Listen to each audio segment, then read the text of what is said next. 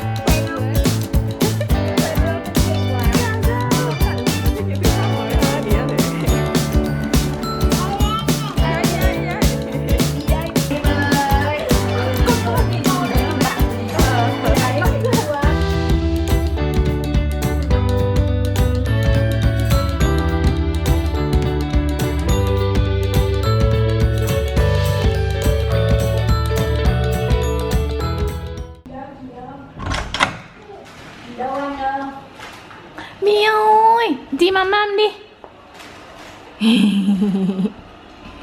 Em bé à, chó á, cảm ơn Mi.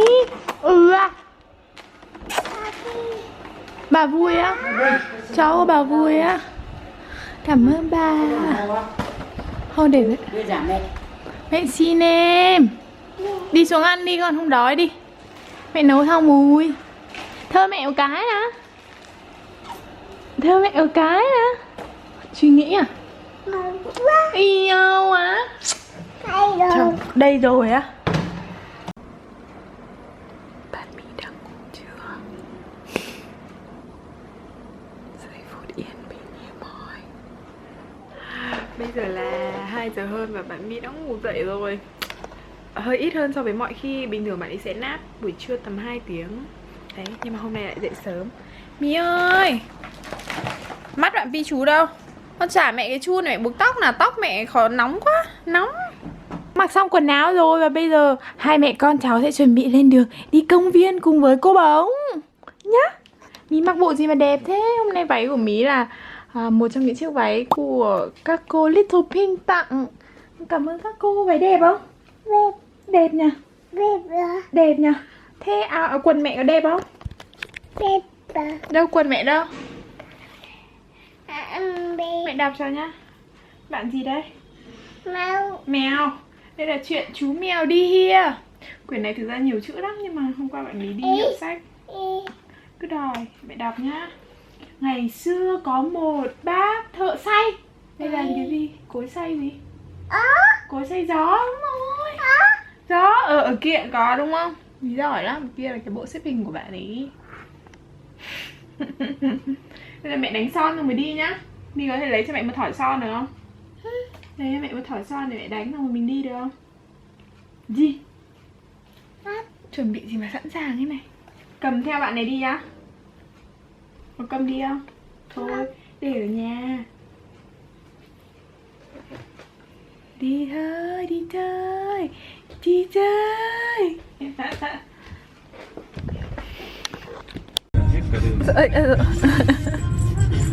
Con nghe quen à? Sao con phải gác ra thế kia?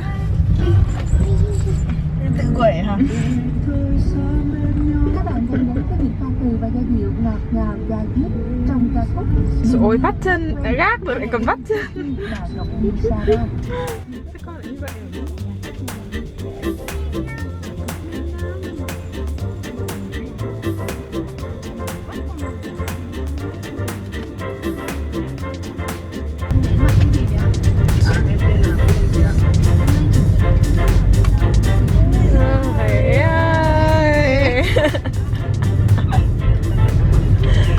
Chết mất. Mà con đi kỳ cực. Mí ơi, biểu diễn cho cô Bóng nghe nhá. Mẹ bảo này Mí.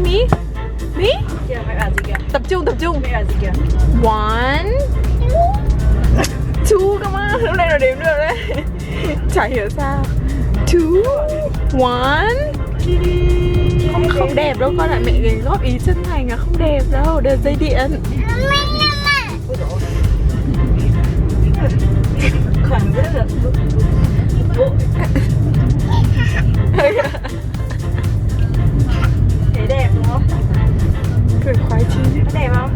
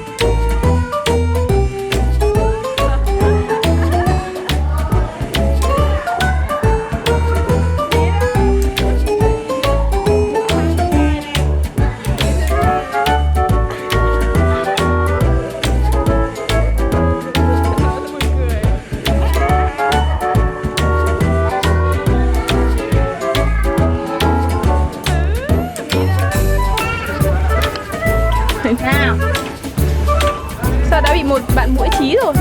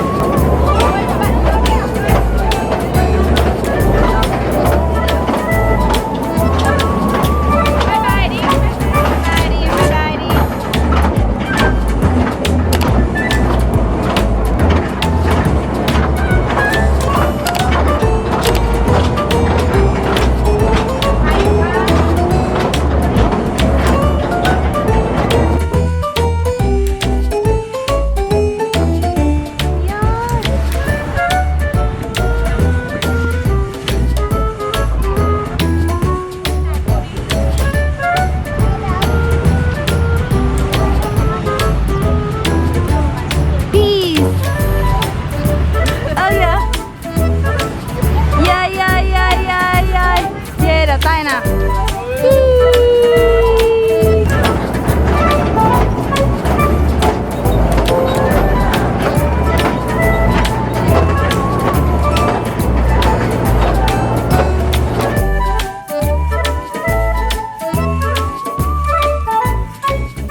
Ngồi xuống. Ngồi xuống uống nước dầu của Mí đây. Ngồi xuống. Gì hả cô? Thôi bỏ đi cô ạ. Quên mất để cháu ăn nốt rồi. Để cháu ăn nốt. Đói quá, có cơm không cô? Ăn bát cơm. Ngon không? Ngon rồi, ngon nè.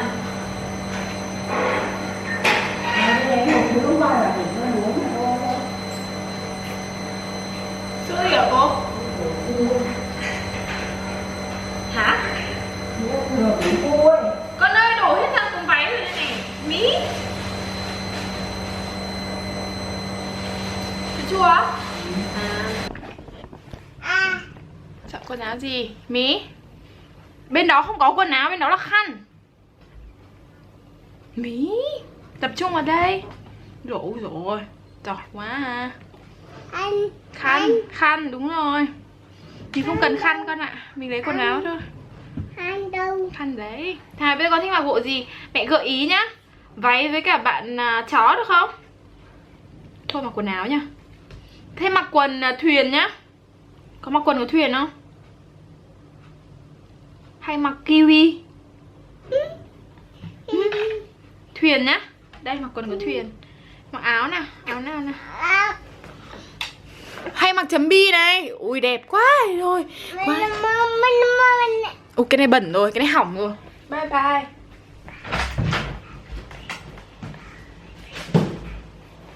Here đấy. Bye bye. Hỏng rồi, lêu lêu rồi. Nào Mí, chọn tiếp đi. Quá mệt rồi đấy. Bye nhá. Thế mà bye nhá. Bỏ tay ra, kẹp tay. Rồi, đây. Đây nhá. Bây giờ mình sẽ mặc áo màu vàng và quần tàu thủy nhá. Cầu thuyền nhá. Được không? Thế bây giờ con đi lấy khăn đi. Để trong này không cần mang ra đó. Đi lấy khăn to. Nhanh lên, đi ra, nhanh lên. Đâu khăn ở đâu? Khăn to. Thế khăn nhỏ ở đâu? Khăn nhỏ ở đâu? Đi ra lấy khăn nhỏ rồi đi bơi. Nhanh lên. Đúng rồi. Đây mẹ đưa cho mì lấy hộ nhá. Đi bơi nhá. Khăn nhỏ chưa? Gì?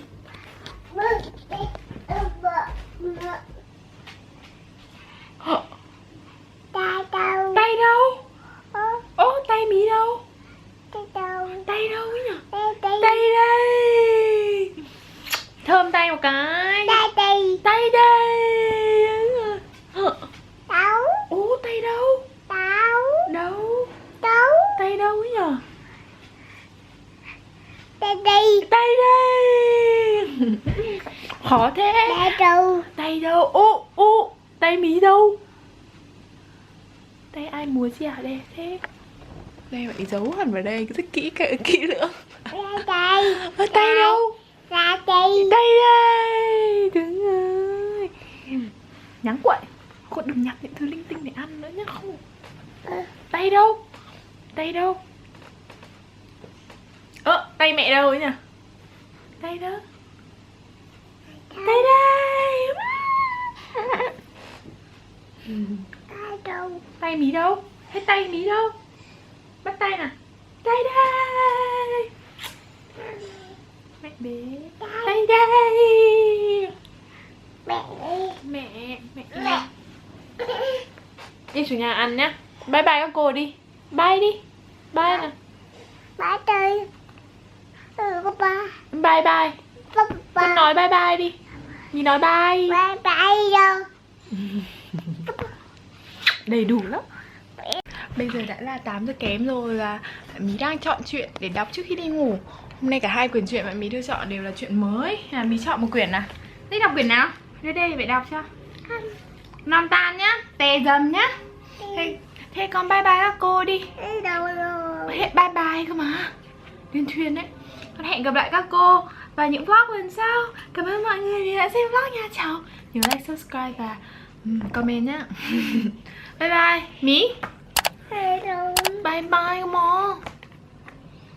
Mí rất bận rồi. Mí chỉ muốn đọc truyện ngay và luôn thôi. Mí bye bye nè. Bye.